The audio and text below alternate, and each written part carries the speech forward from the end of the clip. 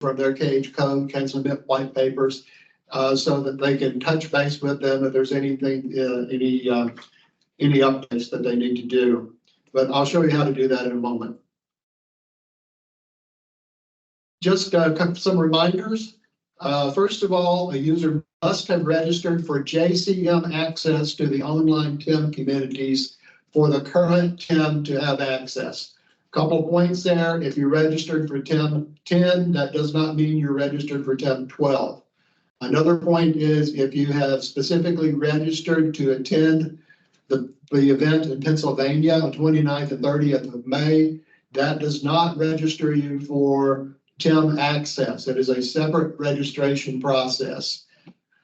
TEM industry as community is open between the 26th of February and will close sometime in November after most of the festivities are over.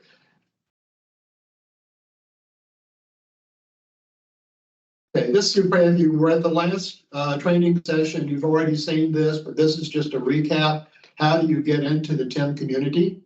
First of all, navigate to the GETNIC public website, which is at this URL, and click Login. Then, if you have a CAC card, you can use the CAC, or you can enter a username and password, which will be assigned to you when you register for the TEM. One point of registration for the TEM, we've talked about this a little bit before, but if you already have a JCM account, the registration process will tell you that. It will let you know if you have an active account or an inactive account and give you an opportunity to activate it or to change your password. So that one location should give you an easy conduit to be able to get either an existing account updated or a new account created. Once you go there, you'll be presented with a screen with Army, Navy, Air Force, Marines. Click Army. Once you click Army, there'll be a screen that shows, among other things, TEM external industry.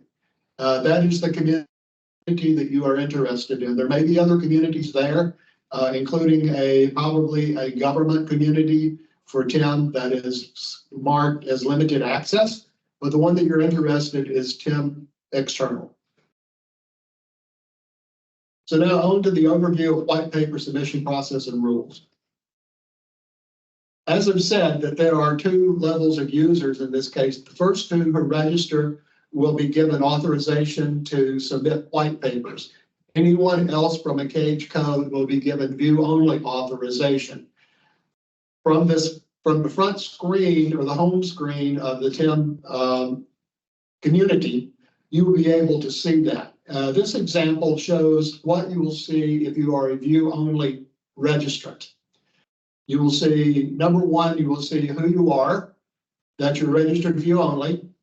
Then you will see the schedule of white papers to be accepted. Note that this does not reflect the actual timeline. The timeline starts on June 14th, but this was to be able to demonstrate what it will look like after registration start.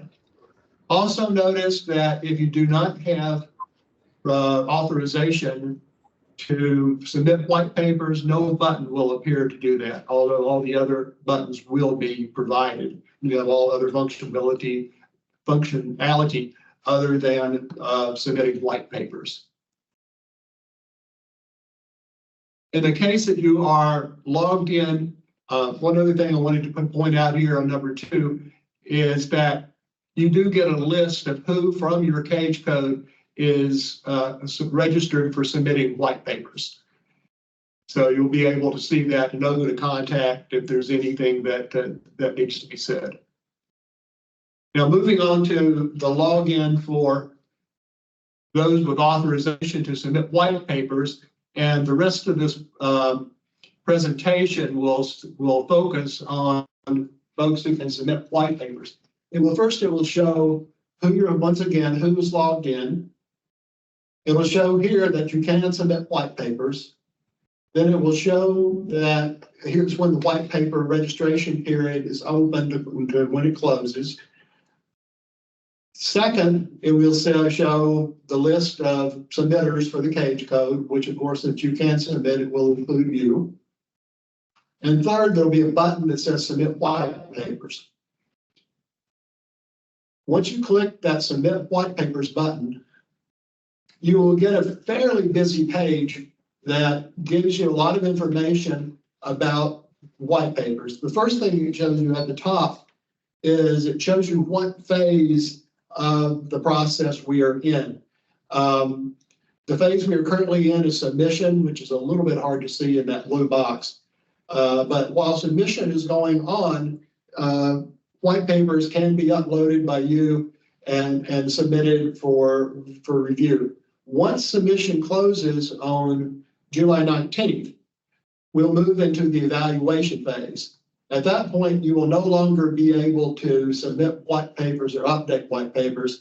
You will be able to see the screen to see, what the topics were and how many white papers you submitted for it, but no other information will be available regarding your white paper submissions until all the evaluations are complete.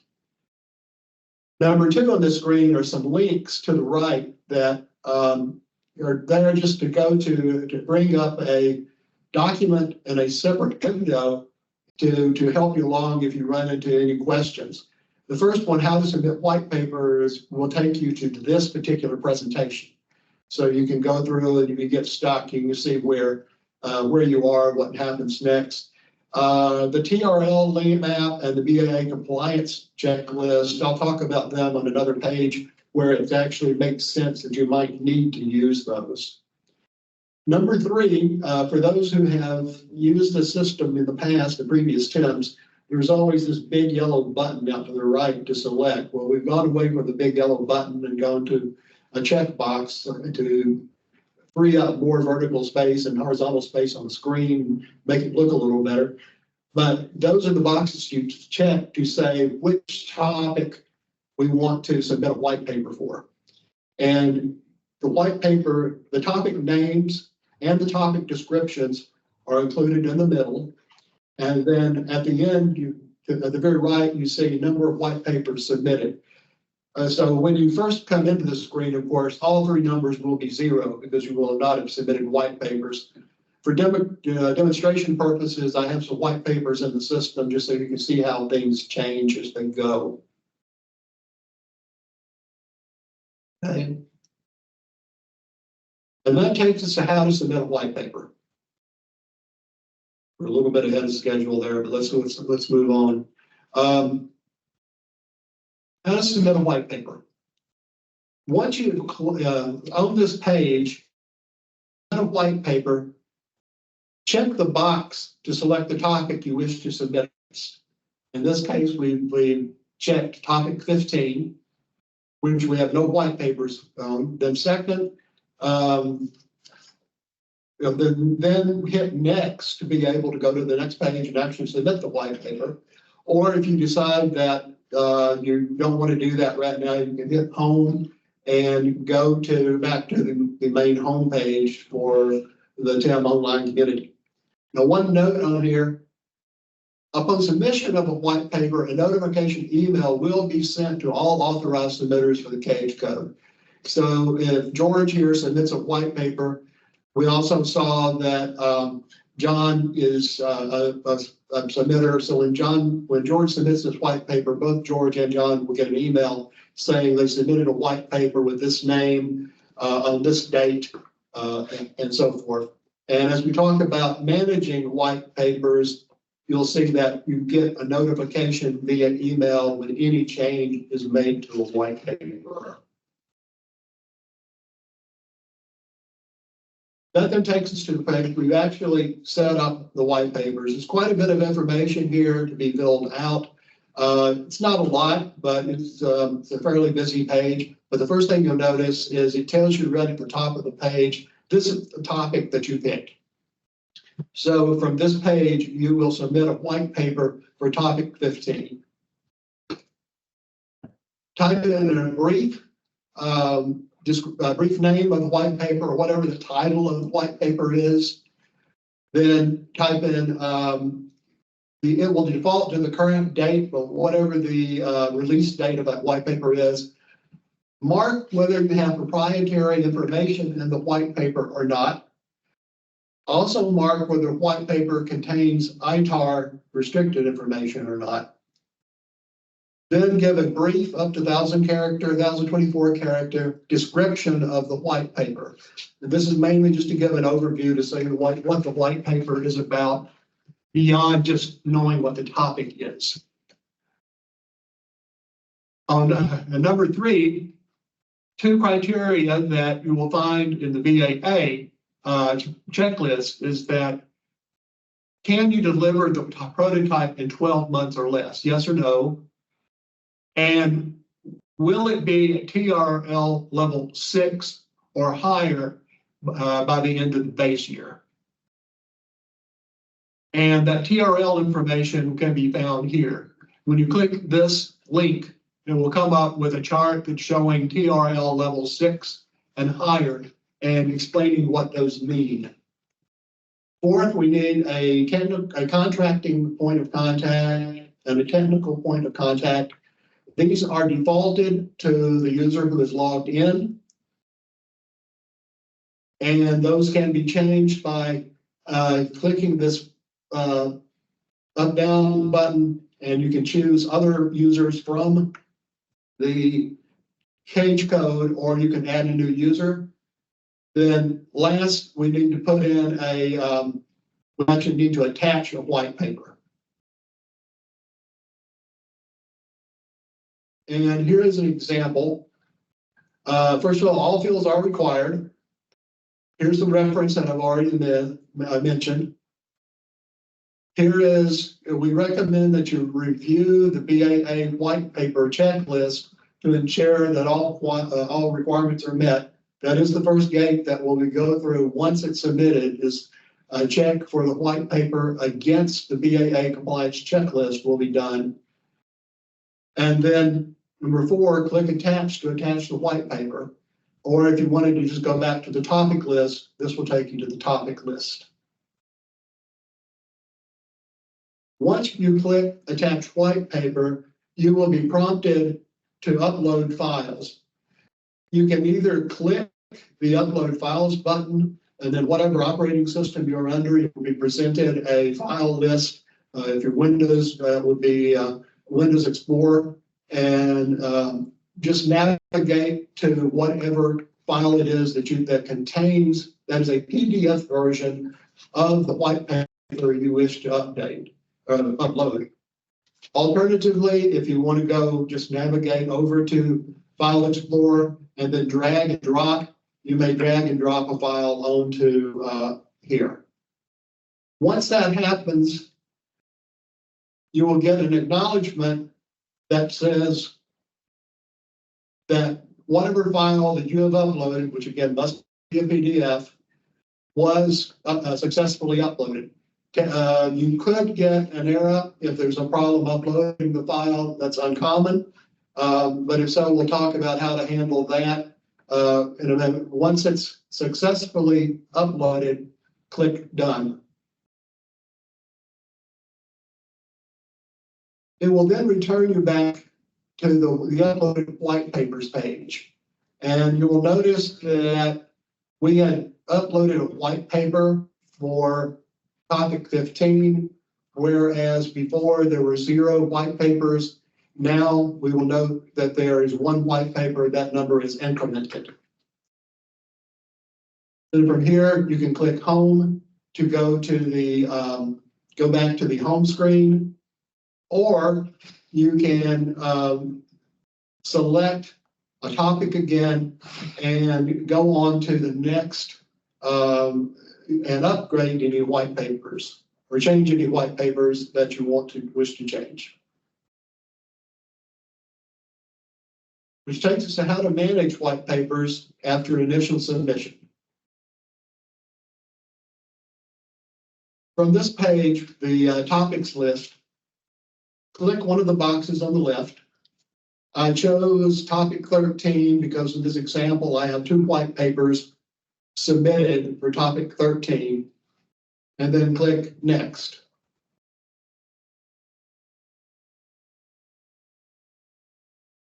Once you click next, what you will be presented with is a list of the white papers that have been submitted thus far.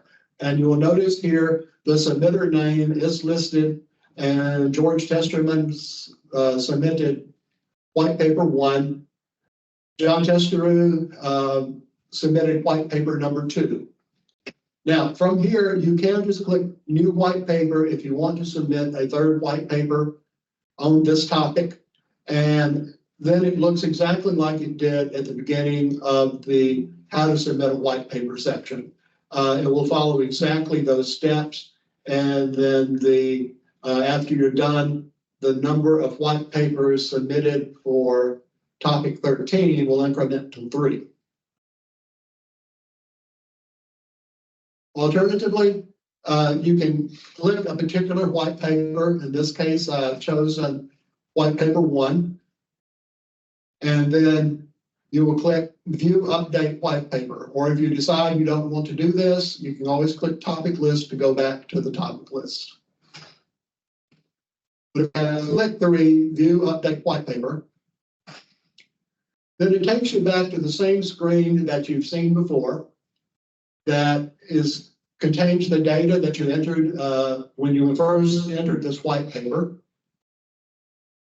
If you wish to just view this white paper, you can look at the data that's there. If you wish to view the white paper itself, this is actually, the title of the white paper is actually a link to the PDF file that you uploaded. When you click this, your PDF file will be previewed in another window. Then if you're done, you can click White Paper List to go back to the list of white papers. Other options that you see at the bottom are delete, replace, and update. And we'll go through each of those. If you decide you want to update a white paper, for example, if we look back over the white paper and we decide that there really is proprietary information in this white paper, then I would click yes here, and then I would click update. And note that, as I said before, anytime you do an update, a replacement, or a deletion of a white paper, an email will be generated to all submitters for that cage code.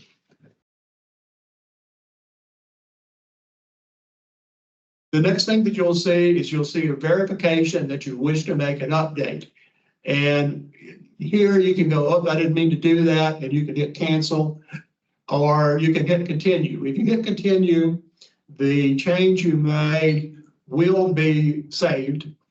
Either way, you will then go back to the white paper list. And on the white paper list, we get in the overview, we say whether it's proprietary or ITAR, just so you know that right up front. So you can see here that the change to proprietary is reflected by this checkbox under the proprietary column. And if you click topic list, it'll of course take you back to that topic, to the topic list. The second option is replace white paper. Now, the difference between update white paper and replace white paper, update white paper assumes that you have the right PDF file, but some of the metadata that you have listed about the white paper may need to be corrected. Replace white paper says that, okay, I have this data correct, but I've got a newer version of it, and I want to replace the old version of the white paper. That's the main use case I see here is you may update early in the cycle, you may upload a white paper, and then there may be revisions to that white paper, and you may want to replace the uploaded version with that new version. We can only say one version at a time. That's what you have uploaded. So if I click replace, first thing will happen is I will once again get a verification that says, are you sure you want to do this? If you click cancel, it will go back to the white paper list. If you click continue, you will once again get a prompt for upload a file, which will take you to the File Explorer, which will allow you to choose a PDF file to upload. You will once again get a upload acknowledgement that says it was successfully uploaded or not. When you click done, it will then take you back to the white paper list. Another option is you may have uploaded a white paper that you decided you did not want to keep. And as you've seen in this before, you can actually upload multiple white papers to on a particular topic. You may have multiple answers for that white paper within those white papers, so you may want to have those multiple white papers. But you also may want to have two versions up there and then later delete something. So this allows you to do a delete of the white paper, and this totally removes the uploaded white paper and this metadata about the white paper. First thing you'll get is you get a verification that you said you wanted to delete a white paper. Do you really want to do that? And it does give you a note there that says this step is not reversible. It's not directly reversible. It is reversible in the fact that you will have to re-enter the data and re-upload the white paper if you want to put it back. Once again, you can either cancel and abort this particular action, or you can hit continue. If you hit continue, it will delete the white paper in the background and will go directly to the topic list, and you will notice that the number of white papers in that topic has decremented.